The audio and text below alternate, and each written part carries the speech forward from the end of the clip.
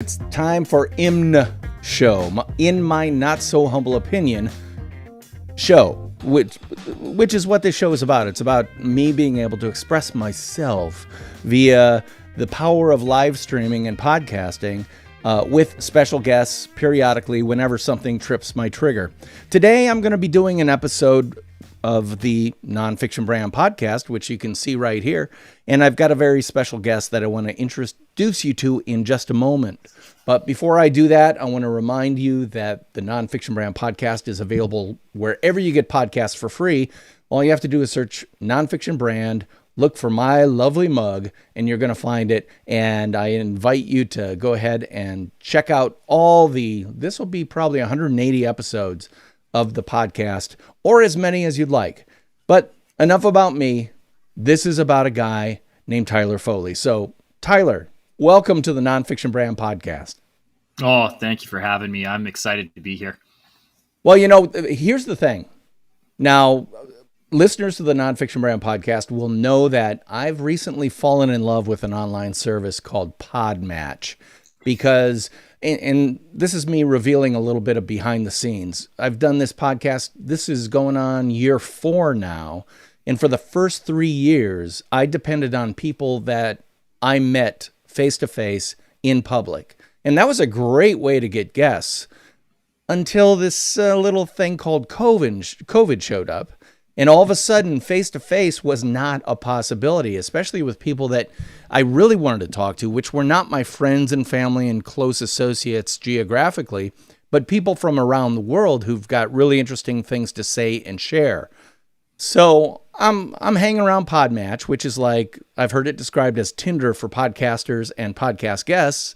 And I see this profile pop up of a guy named Tyler Foley. And again, we can talk more about this as we go, but I just want to say that Podmatch is smart. They've gamified the dashboard so that it shows the top 10 podcasters and podcast guests. Now, it defaults to podcast guests, and I'm proud to say that this podcast has been one of the top 10 podcasts, but Tyler Foley's name is always at the top of the top 10 podcast guests. And I'm like, I got to talk to this dude because clearly he has mastered the art of being a podcast guest. So I want to kind of tee up this question for you, Tyler. How and why are you always number 1 on the Podmatch guest list? Because I'm super handsome. Well, that didn't work for me. I'm just saying. Yeah. No, you've got the great beard. Like you got. I mean, it's a shame because I've got 3 daughters. I earned it. Yeah. Oh, I know. I have to keep mine shaved because I've got matching gray. You and I could have twinsy beards. Yeah, but there you go. To be honest, I think part of it is I love doing it. Like I really do love doing podcasts. Being a guest and being a good guest. I actually run a training program now because I've been in the top 10 on the Podmatch list for 8 months in a row and number 1 more than a few times, that I realized that it was a thing that I could actually teach people how to do. And a lot of it boils down to being a gracious guest. And I think you have to remember, I am a guest to your show. It's no different than if you were to invite me over to your house. Because there was a time where we would have recorded this in studio face to face. And to me, it's no different than any other media appearance that I've ever done in my 36 years of performing. So if I'm going to be on radio, or if I'm going to be on TV, or if I'm going to be on your show, showing up and being a good guest is the first part of it. And then, to be honest, I think you have to love doing it because it can be a grind. Like last year I did 180 podcasts. I was a guest on 180 podcasts. And a lot of hosts who are running shows don't even put out that many shows in a year. So you have to really want to do it and really enjoy it. And I do. I love coming on. I love meeting new people. I love talking about all kinds of things. Like I have a very eclectic knowledge base, master or jack of all trades, master of none. That's me to a T. So I think that helps, especially with the modern platforms that we have. And then Podmatch, as you said, I would say it's the Match.com for guests. Tinder's a little too swipey, right? But I've really enjoyed that platform and how it's put together. And you're right, there is some gamification to it, and I did crack the algorithm. Well, good for you, man. I tell you, because frankly, I want to learn some of that during the course of this podcast. But the Nonfiction Brand podcast is all about trying to encourage people to embrace the completely true, completely you brand that people already are. And that doesn't require you to be in Hollywood or New York or, in your case, Toronto or Vancouver or anything like that. It requires you to get out there. And, you know, I don't want to pick on you, but I'm going to say we're both High Plains citizens, if you will, because you're in Alberta, around Calgary area, if I got your postal code correct. That's correct. And I am in Wisconsin, outside the great state capital, Madison, Wisconsin, surrounded by cows and corn, and in this case, snow.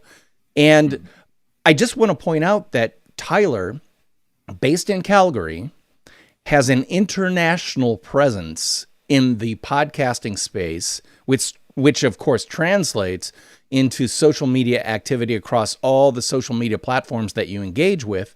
And it doesn't hinder you at all. The fact that you are just take a left from Medicine Hat, go a little bit northwest, and you'll eventually get to Calgary. True story. I love that you just referenced Medicine Hat from Madison, Wisconsin, because that is probably the right cardinal and first waypoint for you to get to. So yes, I am.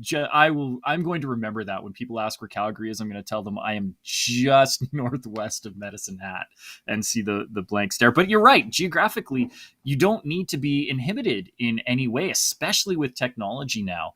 And I'm very blessed to have such a broad platform to be able to broadcast my message, broadcast my brand, and again, meet people from all over the world. I've been on shows from Lahore, India, or Lahore, Pakistan, rather, to Sydney, Australia. I just was on one that was based out of Sao Paulo. So I'm sure if they had a podcast in Antarctica, I'd be able to say that I've been on a podcast on all 7 continents. So I'm just waiting for that science team to start up their show so that I can apply.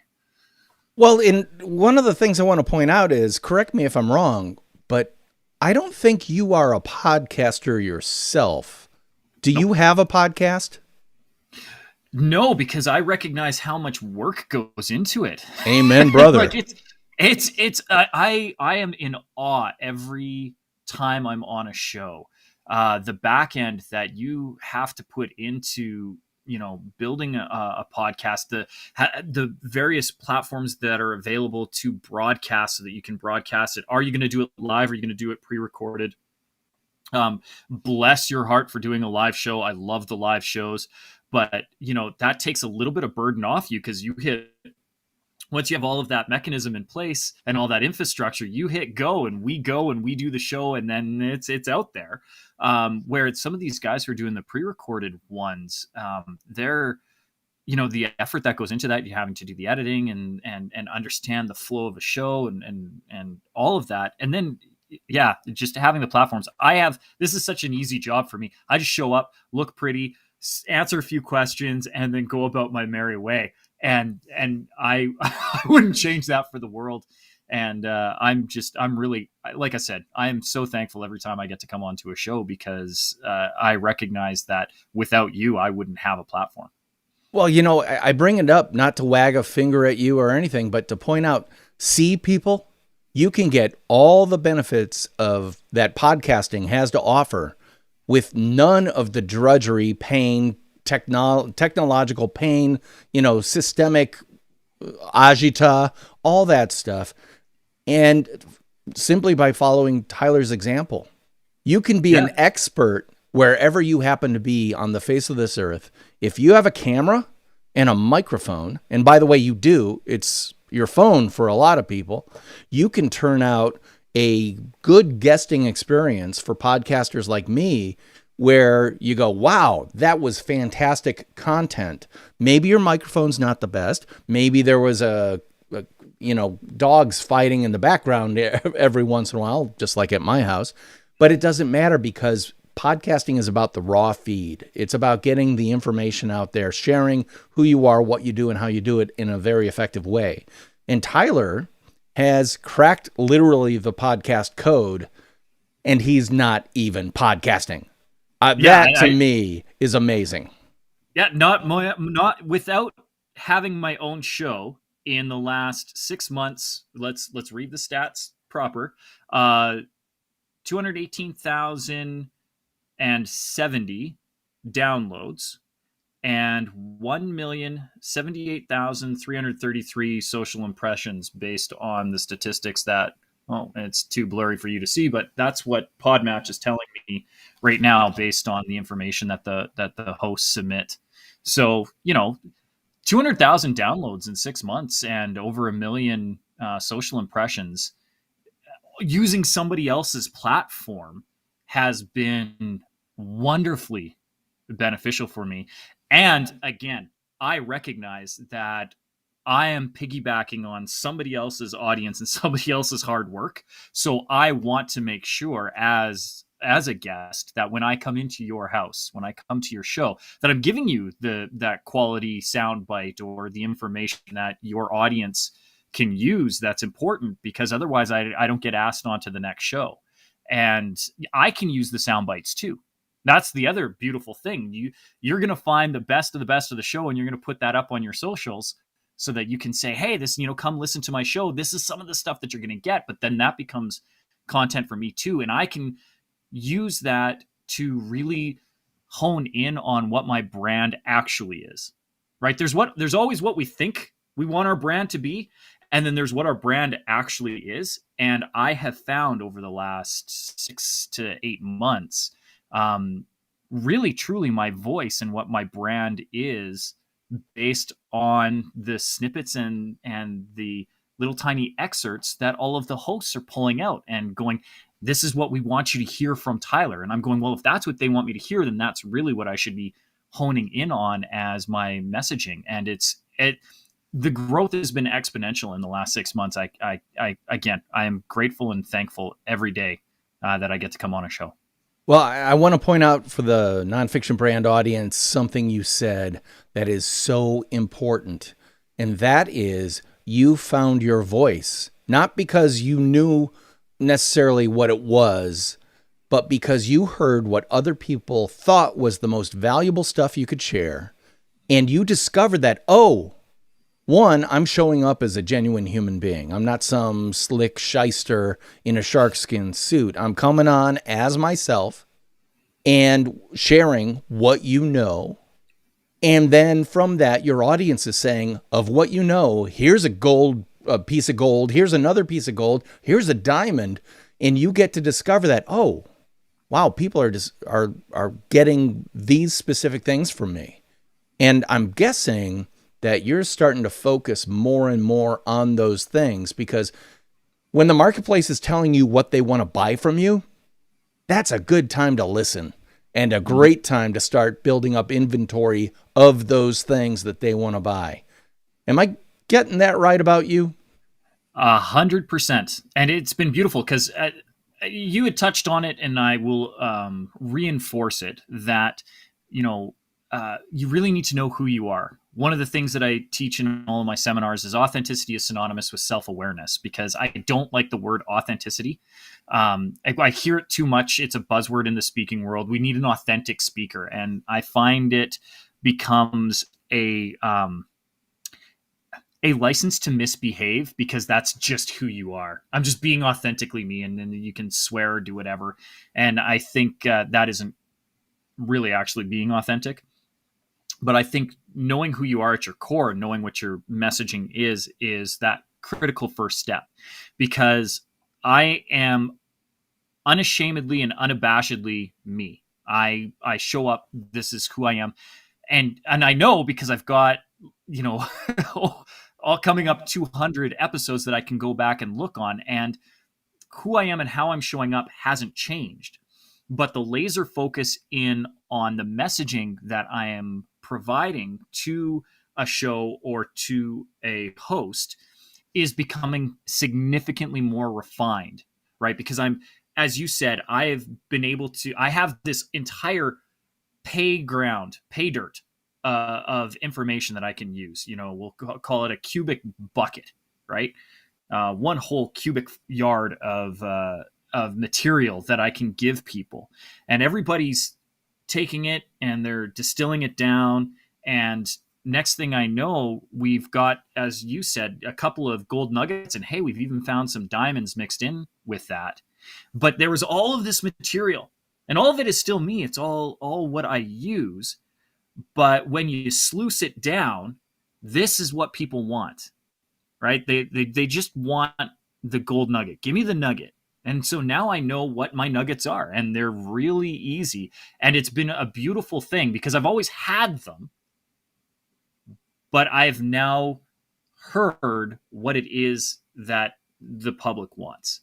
And a lot of that has to do with being able to repeat the message over and over and over again. How am I in the top 10 and number 1 most of the months? It's because I don't stop doing it. I've seen some of the other number 1s come and go. I've actually coached a few of the people to get to number 1. And then they get to number 1 and they're like, great, walk away. And I'm like, well, no, like now you've got some momentum, sustain the momentum. You'd be surprised what happens the more you stay there and become omnipresent with it. I'm going to be speaking at the Podmatch quarterly convention tomorrow. They have an event going on tomorrow, and I have a spot around, I believe, 9:00 Pacific. So was at noon Eastern time. And I get to come on for 25 minutes and talk about just that. How did I get to number 1? And how do you show up and be a really good guest so that hosts want to ask you back? And I wouldn't have had that if I didn't sustain the momentum. Oh, man. Absolutely. There are a couple of things there, and we can't touch on all of them, but that's good because we got fodder for next week's episode already lined up. I want to talk to you about, I massively agree with you about the word authenticity. It's now used by NFT and cryptocurrency salespeople. This is the authentic Bitcoin. Give me a break, dude. There's no such thing as an authentic Bitcoin. But my point is that you are currently using podcasting to refine how you speak about what you speak about, just about everything about you. And I love that because, frankly, podcasting, getting on audio or on video as well, it's a place where you're naked. And I know you've got a theme about speaking naked and stuff like that, and we might get into that next week. But the thing I want to point out is if you want to know authentically who someone is, put them on camera and put them on microphone and record them. Because what you are going to hear, maybe not every minute or every second of that recording is going to be, oh, that's authentically them. But you hear those little tells every once in a while, like, oh, he's just made a snide remark about his wife. I bet you he's having some problems there. Oh, he's said this about a sports team. You're dropping hints all along the way about who you are, what you do, and how you do it. And one of the things that I find about you that interesting is that before we pressed the go live button, we were talking about how you were involved in a theatrical performance. That's funny. You're finding out that the performer you are has found a stage that is brilliantly working for you in the form of being a podcast guest. Oh my God, do you know how many people I tell you've got to find your style and then you got to find your stage and marry those two things up and you will win. So I'm guessing Tyler Foley, your style is to perform, meaning I come the way I am, I use my voice, I use my wit, I use my brain, I use examples, I use stories, and I impart information, I teach, and I lead, and I inspire, but I do it via performance. I'm guessing you're better on camera than you are at a keyboard when it comes to typing. Oh yeah, no, 1,000%. Even how I wrote my book was by not writing my book. My book is actually a compilation of transcriptions of my live training sessions, because that's who I am. I am a born performer. I can't be on camera and not perform. I can't be in front of an audience and not perform. It's innately ingrained in me. It's who I am. It's how, as you said, I teach, I interact, I instruct. This is how I show up. And so the book actually got spoken and cleverly spoken. I didn't come up with the idea. That was the beautiful thing about it. My team was like, hey, wanted me to write a book. And it's one of those things when you're a speaker, most promoters are going to ask you to have a book. It's just kind of one of those things. If you don't have the book, you're somehow, you haven't been legitimized as a speaker. And so they want to make sure that you have the book there. And I didn't want to write it. I'm a busy guy, and you're right. The keyboard sucks my creativity. And so when they were like, well, we can just transcribe your video, I was like, oh, do that. Sure. Like, take it, run. Here's about 300 hours worth of video. Go. And they did, and it got compiled, and I am so proud of the book, especially because from it, I've been able to really, again, refine the message based on the feedback that I've gotten from it. So next year we'll be coming out with a revised edition. I cheekily would like to call it, because my book is called The Power to Speak Naked. I cheekily want to call the second edition Bigger, Longer, and Uncut, but I don't know if that's just a little too innuendo and over the top. And yeah, maybe it's a right ripoff of South Park. So right. But for those of you who are listening, know that in my head, regardless of what the final title is, it will always be my Bigger, Longer, Uncut version of The Power to Speak Naked. Well, that is indicative right there of your brand, of who you are. You've got the idea, but you've also got the sensitivity to pull it back, because while it would play really well with 25-year-old males, it might not play so well with 38-year-old female bookers at conferences, association meetings, and stuff like that. And are you being inauthentic by realizing that? Or are you being what I like to call selectively authentic, which is, yes, I am myself, but I'm not sharing everything, because everything that I am, you'll get to know over time if we have a relationship. I see you nodding your head.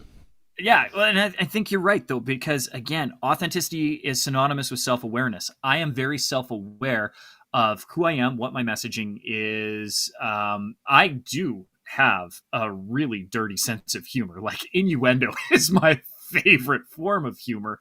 Every time I hear Steve Carell say, "That's what she said," I giggle. And now that Andy Samberg on Brooklyn Nine-Nine has "That's the Name of My Porno," that to me is even better, because it is a little bit more clever. But I am self-aware enough to know who my audience is, and really who my primary demographic is. And the majority of my demographic is not me.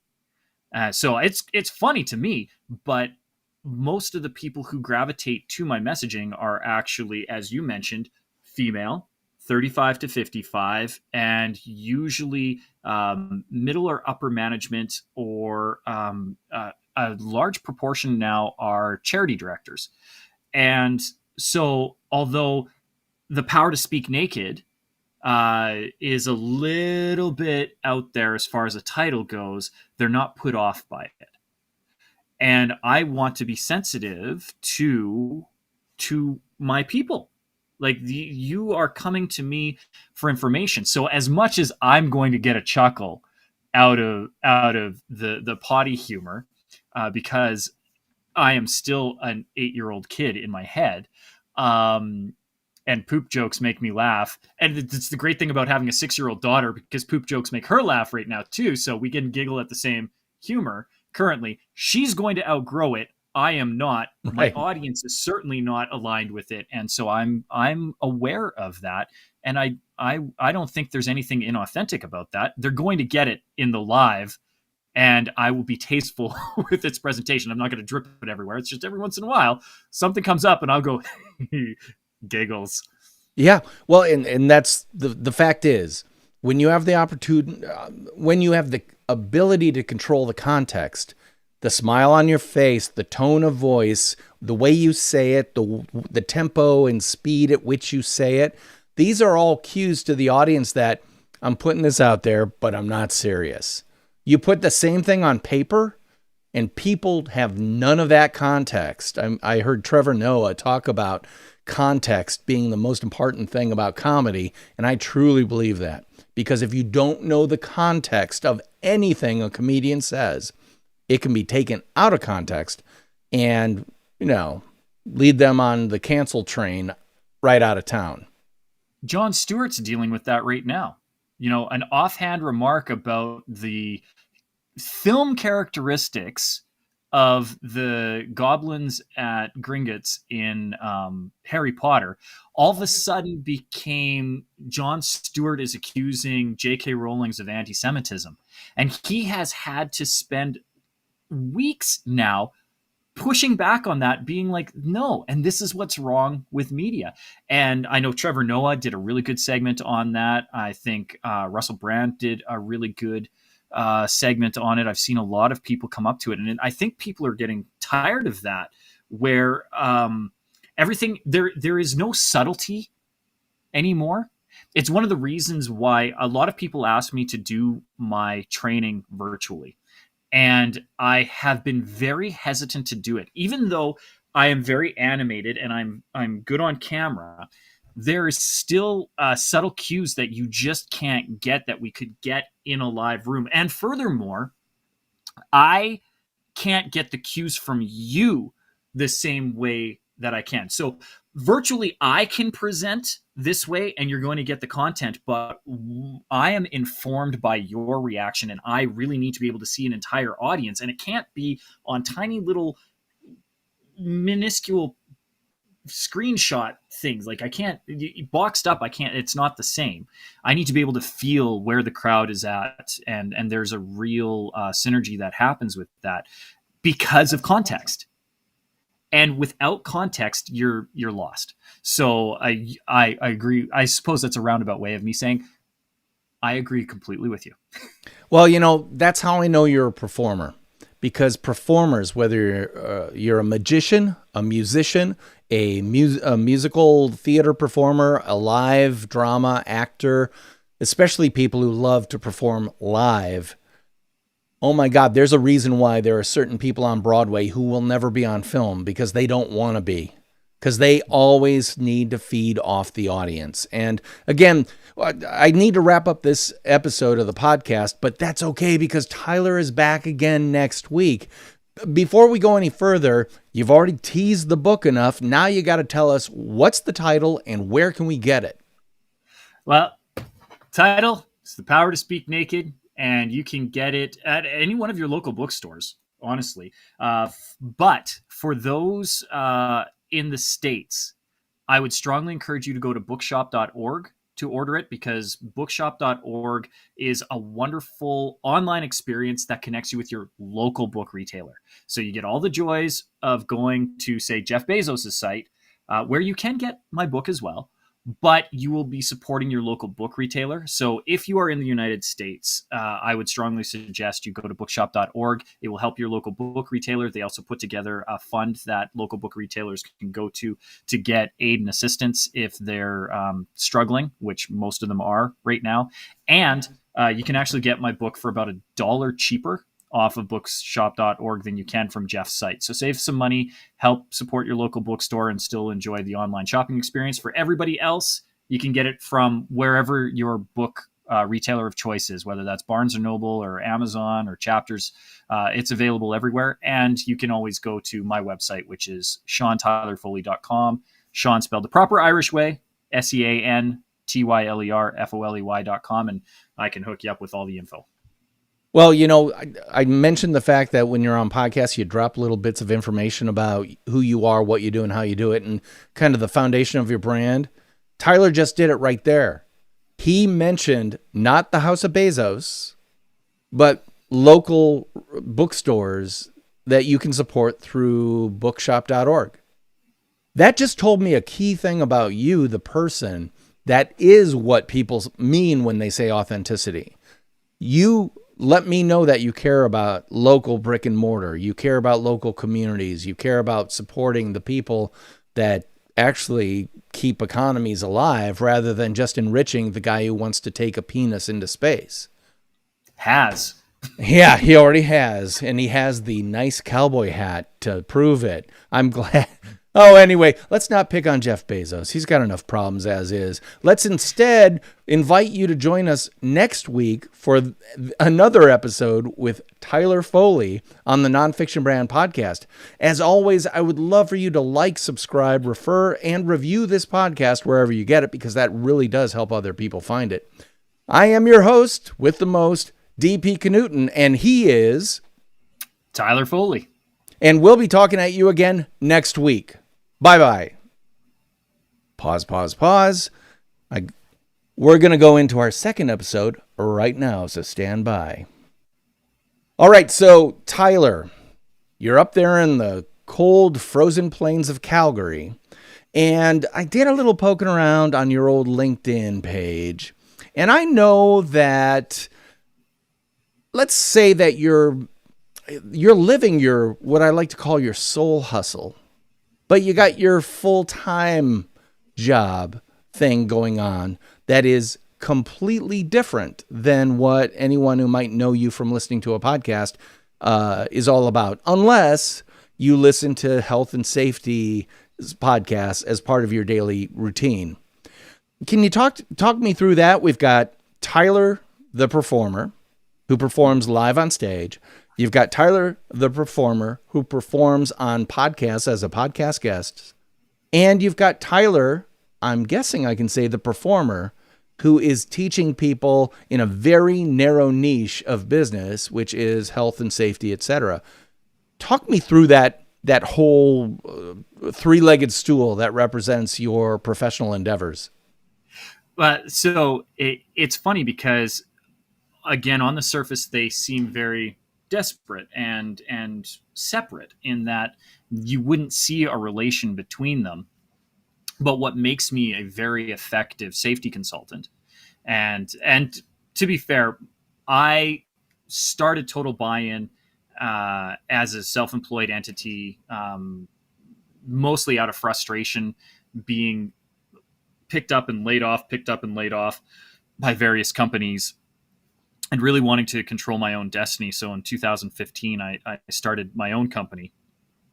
And now I direct my company. I have significantly smarter people than me who are much more proficient in the safety realm, who can put together programs, audit programs. But what I do really effectively is lead keynote presentations and training sessions, because, again, as you had pointed out, I'm always on. I am a born performer. And when you come to a session with me, most people hear we're going to a safety talk and their eyes glaze over, and it's like instant zombification. Like you're going to a lobotomy, like people are like, oh, not another safety meeting. And one of the reasons organizations bring me in is because I bring something to the table that is more than your regular safety presentation. And I want to show people how safety is every day in every way part of their life. And I use the power of story and my performance abilities to reflect personal situations that then speak universally to an audience so that they really understand safety. And then I get the chance to do some training not as much lately, but again, it's just because I want to be in front of a live audience. So most of the safety training that my company is leading is being led by other people virtually. And when we can get back into live presentations, I will pick up a little bit more of the live presentations. But it seems that these would be separate. The reality is, whether I'm training a group of executives how to be better presenters so that they can give their message more meaning to their employees, or if I'm training a group of executives on safety meetings, it's actually the same presentation. It seems niched because we stick safety in front of it, but the training is still the same. What is your personal story? Why do you identify with this? What does it mean to you? And therefore, why is it important to the people you're speaking to? And when we can hone that in, all of a sudden, this safety presentation becomes more interesting. But that goes for any presentation. So I started as a performer, moved into this safety realm, continued as a performer, and have now branched back out. So where we got niche with just the safety messaging, it's now broadened out to teaching executives just generally how to present, and not just with the safety niche. That is the perfect illustration of what I refer to when I say you need to have a nonfiction brand that is completely true and completely you. A brand is not something that constricts you. It's something that grounds you and frees you, because part of your brand is the performer aspect, not the safety aspect. The safety instructor aspect is the costume you have to wear as a performer for a given gig, if you will. But the thing about performers, change the costume, you got an entirely different character played by the same actor, the same performer. And so when people say, well, I'm a CPA, I guess to build my personal brand, I have to talk about nothing but taxes and, insurance or whatever, blah, blah, blah people want. And I'm like, I don't want to hear that. I want to hear your take on things that affect my life. And some of those things might be a change in taxation. Like if all of a sudden home mortgages the interest is no longer deductible, I want to hear your take on that. But based on who you are, like let's say you're a performer-based CPA, I want you to tell me that story in a way that gets my attention, keeps it, and leaves me with a actionable, doable thing at the end of that story. And that value nugget that you just passed me has made you incredibly valuable to me. And that's the key, which is you got to give the value first before you're perceived as valuable. And I see you nodding your head in agreement. Take it from there, Tyler. I think you got some stuff to say about that. Well, and part of the key to that is, again, I keep coming back to that. Authenticity is synonymous with self-awareness. I know we talked about it in the last episode. I can't help but bring it up again here. If you want to engage an audience, you need to touch them in their heart. You don't win an audience over in their mind. You win them over in their heart. And there's a wonderful study called Heart Math that discusses the connection between, because your heart contains neurons. You have neurons in your stomach, you have neurons in your heart, you have neurons in your brain. The neurons in your brain are wired to work subconsciously and consciously. So there's the thought that you have to put in, and then this bit that you don't have to. But the neurons in your gut and your heart work on a subconscious level.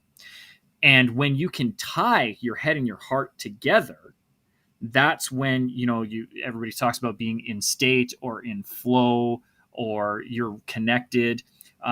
As a speaker, your job, and understand when I say as a speaker, I don't mean that you need to be Tony Robbins or Darren Hardy or Brian Tracy, Les Brown, and have an audience of 6, 10, 20,000 people. As a speaker presenting information, you may be a boss presenting to a single employee. But as soon as you're talking to somebody, you have an audience. One more person in the room is an audience. And if you want that message to resonate with them, you need to be able to touch the heart and the mind, not just the mind. The easiest way to touch the heart is to connect on an emotional level. And the easiest way to connect on that emotional level is to tell your personal story and connect with, why is this important to me? This is important to me because, and I want to illustrate that through this. And then when you do that, then the other person can understand. It's that principle, never judge a person until you've walked a mile in their shoes. Well, I can't walk a mile in your shoes physically. I mean, you're in Wisconsin, I'm up here in Calgary.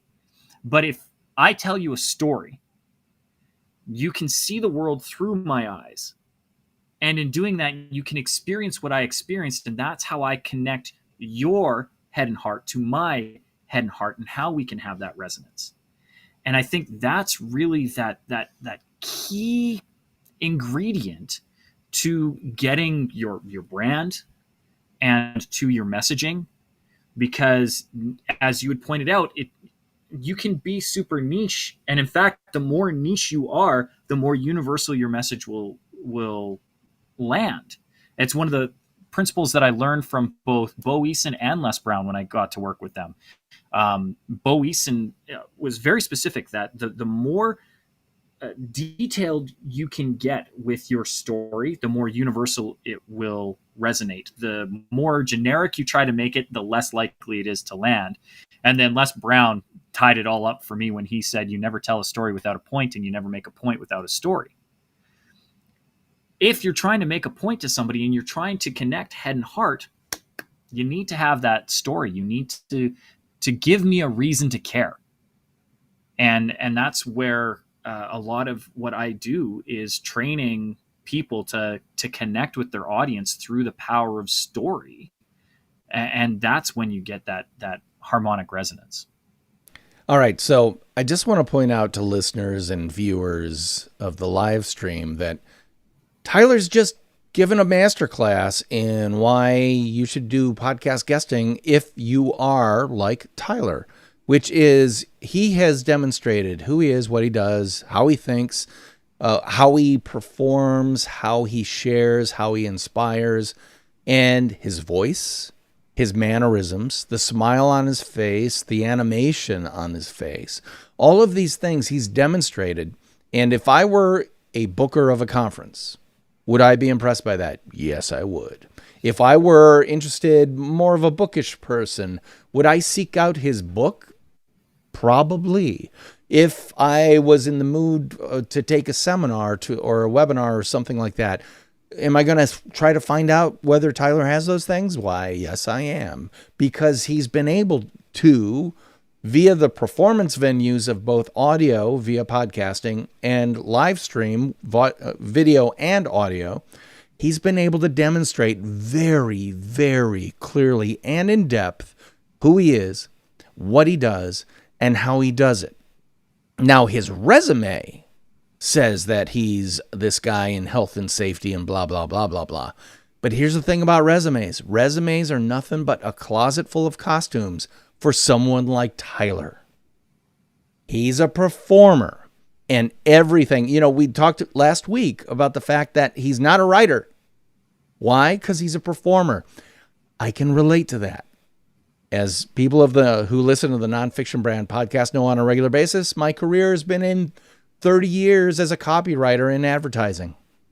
I hate writing, but I love having written. I don't want to write for myself. I've written 2 books. Was it painful? Yes, it was. So what did I do? I pulled out the performer in me to write the book, not dissimilarly from the way you described your book being written, which was, mine isn't as strict a compilation of talks and webinars and seminars that you've given, but I have used my podcast a great deal. If you get a copy of the Nonfiction Brand podcast, or if you get a copy of the Nonfiction Brand book, I'm going to say every 5 pages, there's going to be a block quote from some of my guests and a conversation between me and one of my guests making a point that I want to make. And I'm using an external expert resource to validate the point that I want to make. So I'm using my podcast right, left, up and down, in and out, any way I possibly can to generate authority for me, to authenticate who I am, that I am in fact authentically me. You're doing the same thing, and you just did it right there. And when I invited you on this podcast, I saw your write-up on Podmatch, and I'm like, And the thing you don't know about me is I was an actor in Hollywood for a period of time in the mid to late 80s. Long time ago, back when dinosaurs roamed the earth. And I was surrounded by... Yeah, I saw Steven Spielberg's show too. Yeah, well, exactly. But the thing about performers is, and you know this, there are performers who want to be personalities and performers who want to perform the art that they choose to do, whether it's blues guitar, whether it's Broadway musicals, or whether it's Chekhov plays. The personalities, these are the authentic people. No, they're not. The authentic ones are like Anthony Hopkins, the great actor, who, when you go to see him in a movie, you don't see Anthony Hopkins ever. You see an actor you see a character. You don't even see the actor. Meanwhile, you go to a Tom Cruise movie. Do you ever not see Tom Cruise? No, it's a beautiful point too, because you're right. There are the people who do it for the love of the craft, and there are the people who do it for the love of the fame. And I have always been the love of the craft person, as is evident by the fact that nobody knew who I was before I came on. You have to do the IMDb search to see what shows I've been in, and I love that.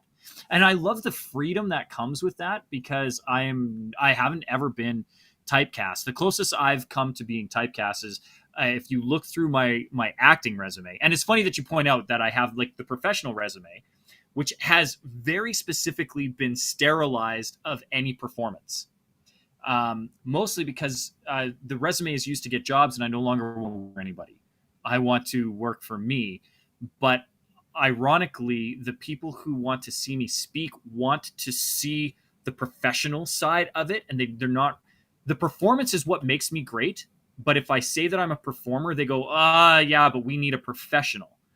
So the resume highlights the professional, and it's always funny. I love when I come on the shows, because people are like, who you are on LinkedIn and who you are on Facebook and Instagram are two totally different people. And I'm like, you're right. They are two totally different people, because this is the professional side to me. And so I've sterilized out the performance aspect.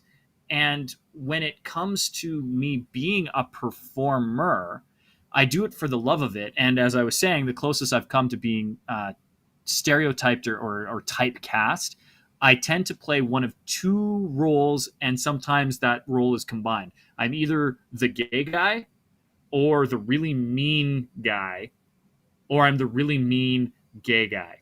That seems to be where my sweet spot for landing is. I mean, I'm usually really angry. And the thing that I like about it is anybody who knows me, particularly my wife, is like, that's not you. And it's the greatest compliment that I can get anytime anybody watches anything that I've been in. They're like, that's not you. And I'm like, I know. Isn't it great? It's called acting. It's called acting. And I still have the freedom as a performer to pick the roles that I want to do. And especially now that I'm self-employed, I still get to act. You know, my agent phones me up. Do you want to go for an audition, Tyler? Absolutely, I do. And, you know, I'll audition for it. But the difference between me doing it in my 40s and me doing it in my teens and my 20s is it's not a job for me anymore. It's a bit of a side hustle that's really fun when I get a gig to go on and, you know, go and play with some other performers and do the show for a little bit, and then walk away and come back to what to me is my real life, educating other people how to be better on stage. And yet it's completely true with the brand foundation that you are, which is a performer. Because again, a performer doesn't need to be typecast or to be only this or that or the other thing. And the best actors are like, I don't ever want to play the same role twice. I want to constantly try new things. I'm going to use the same toolbox for every character I create, but they're all going to be different. And that's the key when it comes to brand level foundations. It's not about the costume or the makeup you're putting on. It's about the tools and craftsmanship that you have, because if you dig down deep enough, the first principle about your brand is, I'm a performer. Man, that's when I got happy with my career, because I always knew I was not going to be a CEO type, a chief executive. I'm not going to be a scientist. I'm not going to be a data analyst. I'm not going to be a bureaucrat that shuffles papers from point A to point Z. I have got to be on the creative side of the fence, and constantly the things that I gravitate toward are exactly what we're doing right here. I would much rather spend 3 hours on Saturday, which I will be doing, editing this live stream into an audio podcast, than spending 3 hours writing a blog post, even though I'm a writer. I have an aptitude as a writer, but not the attitude to be a quality, high output writer. I'm very good at what I do. I just don't like to do it as much as I do this. So, I think we're cut from the same cloth. Because again, I don't mind if people get to know me because of this podcast or the other stuff I do, but I hope they don't know me because of that. I hope they know me because of what I say and what I share and who I bring on and who I curate on this podcast to the audience. I had no idea, Tyler, when I read your write-up on Podmatch, that we'd be in such simpatico agreement about stuff, but I'm delighted to find that out. And I want to allow this audience another opportunity to discover. I'm going to say that again because I'm going to edit out the. I want the audience to know where they can discover more about who you are, what you do, and how you do it, and any of the things that they might enjoy engaging with you with. We've already talked about your book, but go ahead and plug that again. But where else can people learn more about Tyler Foley, the both health and safety instructor, but also the performer, but also the podcast guest expert? Where can they go? The best place is just to straight to the website, SeanTylerFoley.com, SeanTylerFoley.com. Because everything is posted there. If they want to get a copy of The Power to Speak Naked, they can find that there. If they want to get information on any of our training resources. In fact, if they go to the website, we have a link to my free Facebook group called Endless Stages. And in that group, I go live every Tuesday for Tyler's Tuesday Tips. And it's a 20-minute, easy to digest session. Again, it's a live Facebook feed that we then record and put up the on-demand stream afterwards. But I will go in and basically download 36 years of public speaking and performing into answering questions that come from the group over the course of the week, so that you can, if you're in the group as a group member, learn what I do, how I do it, and why I do it. And the stuff that works for you is great. And if it doesn't work for you, we will help you find the other paths. We have some really great resources and some excellent guests who come in to answer the questions as they come up. So SeanTylerFoley.com. And if they're wondering, but Tyler, why do you have to complicate everything with adding Sean on the front of it? It's in honor of my father. I've always had a professional career name as Sean Tyler Foley because it is legally my first name. Technically, my name is Sean Tyler, like Jean-Luc, not hyphenated. And when my father passed away, that was when I first really got into film. And so I've always kept the name in honor of him. But for anybody who knows me, if we're friends, you call me Tyler. My wife calls me Tyler, so we always default to her. But SeanTylerFoley.com if you want to track down anything. Well, and there's another example of a piece of information that gives you a little bit more color about who he is as a man, a giver, a podcast guest, an instructor, a performer. So definitely check that out. What a pleasure it's been. What a pleasure it's been to have Tyler Foley on the Nonfiction Brand podcast. I would love everybody to like, subscribe, refer this podcast to others, but could you do me a real solid and give it a rating wherever you get podcasts for free? Because that really helps other people find it. I'm not kidding, and I think Tyler would agree. At any rate, that's it for me this week. I'm DP Knudten, your host, and he is Tyler Foley. And I'll be talking at you let me say that again. And I'll be talking at you guys again next week. Bye-bye. So, the live stream, that's the end of the podcast. Now, this is the end of the live stream. Again, I want to thank Tyler for being on the live stream. I hope you've gotten something out of it. And whenever you see that I'm going live, I hope that you'll jump on in for another exciting edition of IMNSHOW.